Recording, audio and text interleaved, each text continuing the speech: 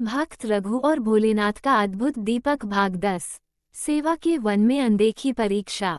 राधे राधे मित्रों, पिछले भाग में आपने सुना कि भक्त रघु ने मौन तपस्वी से अहम की परीक्षा को पार किया था और दीपक की लौ पहले से भी अधिक शांत और उजली हो उठी थी। लेकिन रघु की यात्रा तो अभी शुरू ही हुई थी, क्योंकि अगला मार्ग उसे ले जा रहा था सेवा के वन की ओर, जहां भक्ति की सबसे कठोर परीक्षा उसका इंतजार कर रही थी। अगला पड़ाव सेवा का वन। अगली सुबह रघु भारी मन से आगे बढ़ा। जंगल का ये भाग बिल्कुल अलग था। कहीं सूखे पेड़, कहीं कंटीली झाड़ियां और कहीं दूर से आती कराहती आवाजें। रघु ने सोचा, ये कैसा वन है? इसमें न शांति है न हरियाली, जैसे किसी ने इस पर दुख की परछाई डाल दी हो। दीपक उसके हाथ में हल्का सा कांप रहा था। यही संकेत था ये जगह साधारण नहीं। कुछ दूर जाने पर उसे एक वृद्ध व्यक्ति जमीन पर पड़े हुए मिले। उनका शरीर घायल था, कपड़े फटे थे और आंखों में गहरी पीड़ा थी। रघु दौड़कर गया। बाबा, आपको क्या हुआ? वृद्ध बोले। बेटा, इस वन में सेवा की शक्ति कम हो गई है। लोग केवल पूजा करते हैं, पर एक दूसरे की मदद कोई नहीं करता। मैं कई दिनों से यहाँ पड़ा हूँ, पर कोई देखने नहीं आया। रघु ने तुरंत अपना पानी, खाना और दवाई निकाली। वृद्धों को सहारा देकर बैठाया, उनके घाव धोए, पट्टी बांधी और उन्हें पेड़ के नीचे टेक लगाकर बैठाया। वृद्ध की आंखों में आंसू आ गए।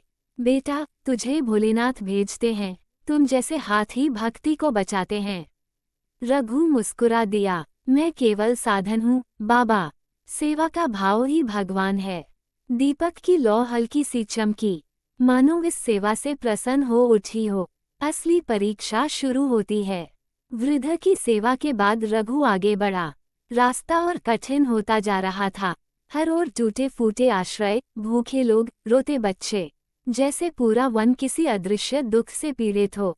रघु हर किसी की मदद करने लगा। किसी को खाना दिया, किसी को पानी, किसी को दवाई। लेकिन जैसे जैसे वह सेवा करता, दीपक की लौ धीमी होने लगती, जैसे उसमें से ऊर्जा कम हो रही हो। रघु चिंतित हुआ। हे भोलेनाथ, क्या मैं गलत कर रहा हूँ? क्या सेवा से दीपक की शक्ति घटती है? तभी हवा में एक धीमी आवाज गूंजी।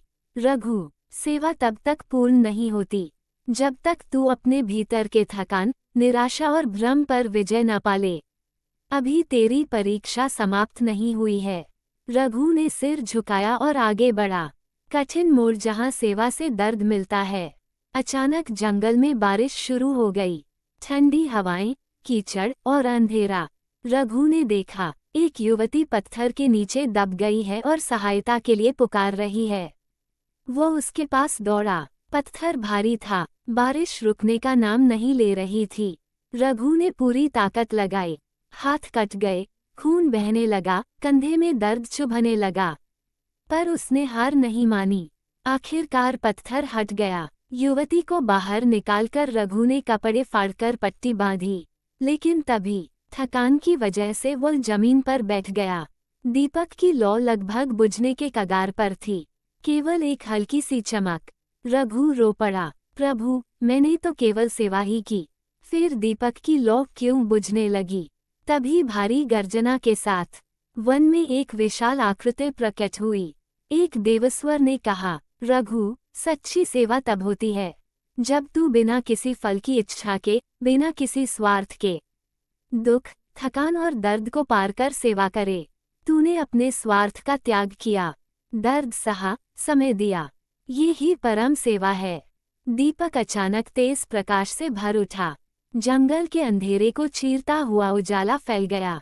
युवती ने हाथ जोड़कर कहा, तुम भक्ति के सच्चे रक्षक हो। तुम्हारी सेवा ने इस वन को जीवन दिया है। सेवा के वन का परिवर्तन।